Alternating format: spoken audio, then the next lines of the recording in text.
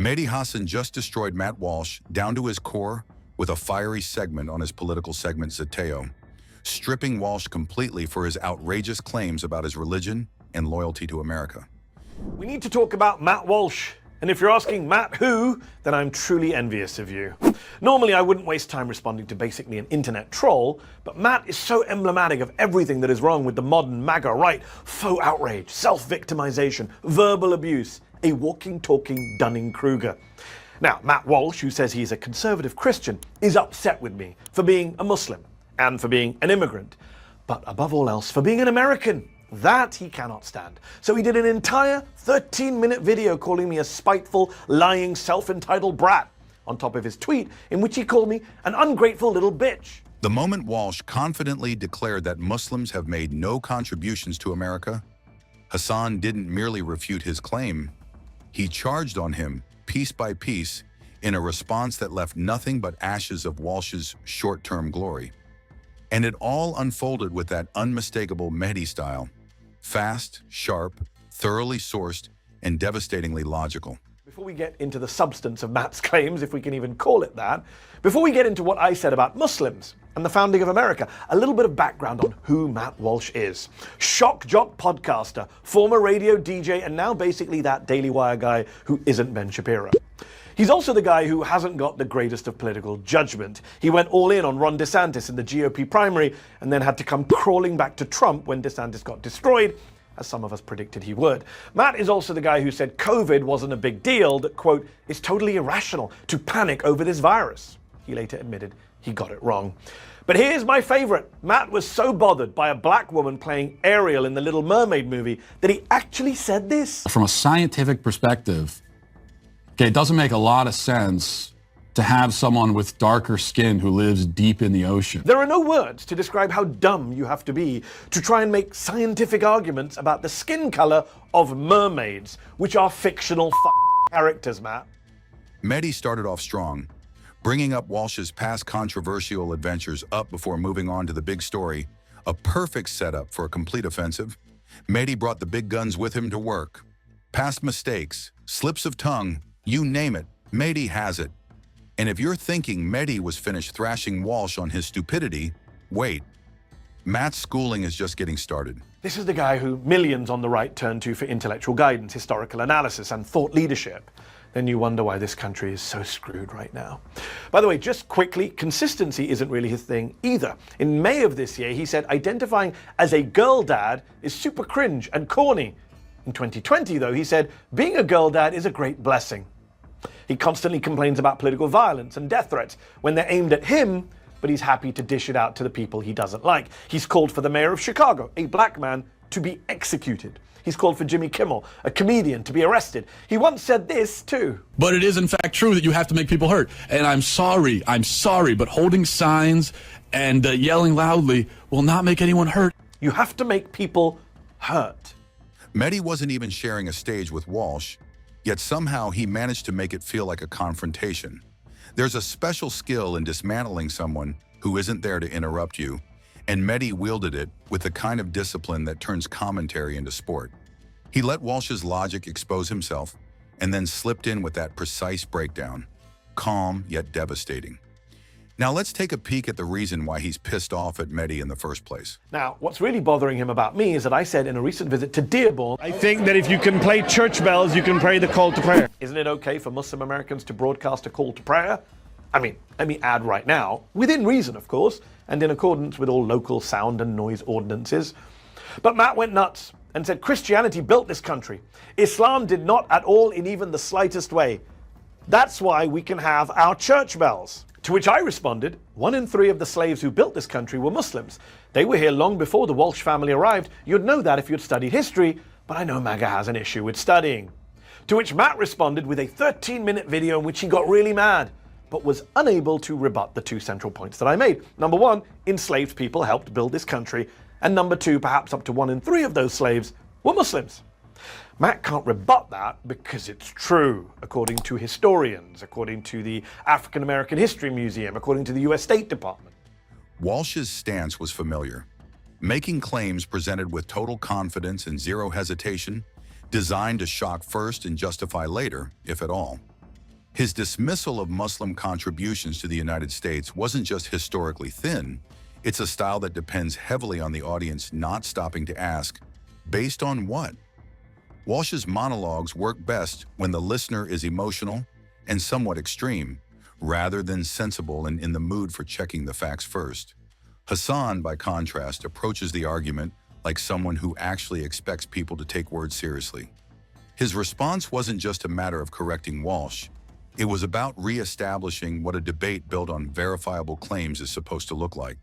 There's a discipline to the way he frames counter-arguments, not just listing facts, but explaining why they matter. It gives his commentary a spine, a kind of intellectual architecture that Walsh's approach simply doesn't attempt. You can disagree with Hassan's tone, but it's hard to deny that he does the homework. Muslim slaves are a historical fact. As his boss Ben Shapiro has famously declaimed, facts don't care about your feelings, Matt. It's not my fault if they didn't teach you about slavery in high school. In his video, Matt Walsh sounds like a Monty Python sketch. What did the slaves ever do for us? Ignoring the railways, the roads, the ports, the literal seat of our government, the White House and the Capitol, all built by enslaved people. And 1 in 3 of them, remember, being Muslims, black African Muslims.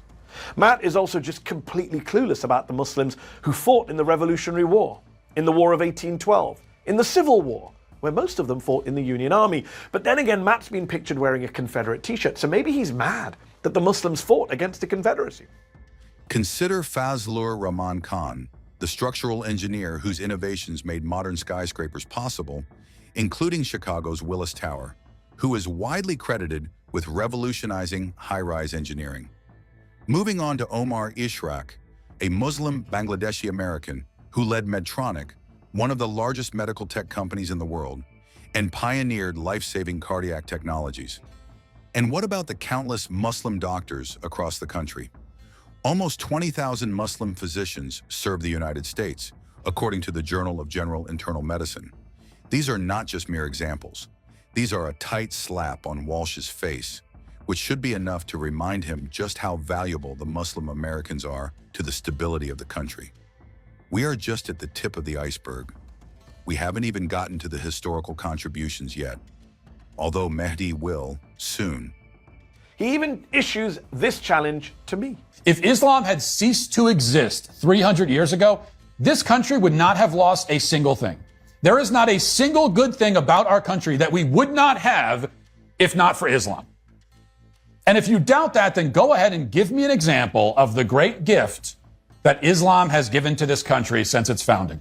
Has he never heard of the Golden Age of Islam, which helped fuel the Renaissance and the Enlightenment in Europe, which of course then helped produce the American founding fathers? Has he ever gotten off of the internet and read a book? But look, I'm happy to fill the gaps in his education. He asked me to explain what Islam or Muslims have done for America. I mean, the black Muslim slaves aside, more recently, how about the planning of the moon landings? That was a Muslim American scientist and immigrant. How about the science behind modern skyscrapers? That was a Muslim American engineer and immigrant. How about brain tumor treatment? That was a Muslim American neurosurgeon and immigrant. Just this year, the Nobel Prize for Chemistry went to, among others, a Palestinian American Muslim immigrant whose research Matt could never possibly understand and whose work could help tackle man-made climate change, which Matt doesn't believe in. Because Matt Walsh's knowledge of science is right up there with his knowledge of history. What made Hassan's performance stand out is that he didn't merely reject Walsh's framing, he moved beyond it to reality and made the facts stand out. Rather than treating Walsh's claims as a sincere misunderstanding, he treated them as what they were, a political narrative dressed up as emotional commentary meant to rile the public up. And this is where Hassan's light touch of moral clarity becomes essential. He didn't overplay the outrage, he didn't try to match Walsh's cheap act, nor did he just try to stick it to Walsh and be done with it. He went way beyond and calmly pinpointed the human and historical realities that Walsh's allegations erased. In doing so, he highlighted the gap between discussing America as it is and discussing America as some wish it were. So what does he do? The guy who can't rebut basic facts. He attacks me. He goes after me for a speech I gave nearly 2 decades ago, which I said awful, dumb, bigoted things about the gay community, about non-Muslims, which I've regretted, disowned, apologized for multiple times over the decades. He thinks it's a gotcha. But here's the problem for Matt. What I said back then are essentially Matt Walsh's views right now. Matt is an anti-gay bigot today. In fact, Matt supports a Uganda law imprisoning gay people. I don't. Matt thinks most pop music is satanic. I don't. What I stupidly said nearly 20 years ago in my 20s, Matt basically says today, aged almost 40. Oh, and if you're going to play the game of what were you saying in embarrassing videos decades ago, here's what Matt Walsh was saying in 2010. But to all of a sudden act like this phenomenon of girls getting pregnant at a young age that we consider young, 16 or 17, to act like it's a new thing is ridiculous. It's always been that way. Girls between the ages of like 17 and 24 is when they're technically most fertile. That's pretty gross, pretty disgusting. I think we can all agree. And also kind of creepy. A 25-year-old man telling his audience how fertile 17-year-old girls are. There we go again. Mehdi with another critical blow. Who is to certify that Matt Walsh is not insane after listening to his stupid comments in the past? And if no one believes the past comments, who is to believe the remarks of the same below-par intellectual level he is making nowadays? Mehdi's reaction wasn't sudden. You don't see such neatly crafted facts lined up in sudden blurt-outs. He has done his homework this time, and it is certainly putting him in a dominant position in this showdown. What is wrong with you, Matt? I mean, it's also ironic that the right are obsessed with smearing Muslims as child molesters and saying Islam supports child marriage, and yet here is Matt on tape saying that about 17-year-old girls, about children. So, look, to conclude, who is more American? The guy who supports free and fair elections, me, or the guy who got mad when judges locked up violent insurrectionists who tried to overturn the 2020 election, Matt Walsh? Who is more American, the guy who supports the First Amendment and free speech, me, or the guy who wants to imprison people and deport people for their speech, Matt Walsh? Who is more American, the guy who supports the United States, me, or the guy who wore a t-shirt celebrating the violent traitors of the Confederacy, Matt Walsh? Who is more American, the guy who supports religious pluralism and separation of church and state as intended by the founders, me, or the guy who wants Christian nationalism in America and proudly calls himself a theocratic fascist, Matt Walsh? Yeah, I think I've made the case that I'm much more of an American and much more of a patriotic American than you are, Matt. And you're just going to have to go whine and cry about it. By the end of Mehdi Hassan's response, he strongly exposed the emptiness behind his entire act, leaving the bluster with nowhere to hide. The clarity in his answer cut down the blunt arrows shot towards him by the opponent, Matt Walsh, who might need to hide his face from the public for a few days following this brutal takedown.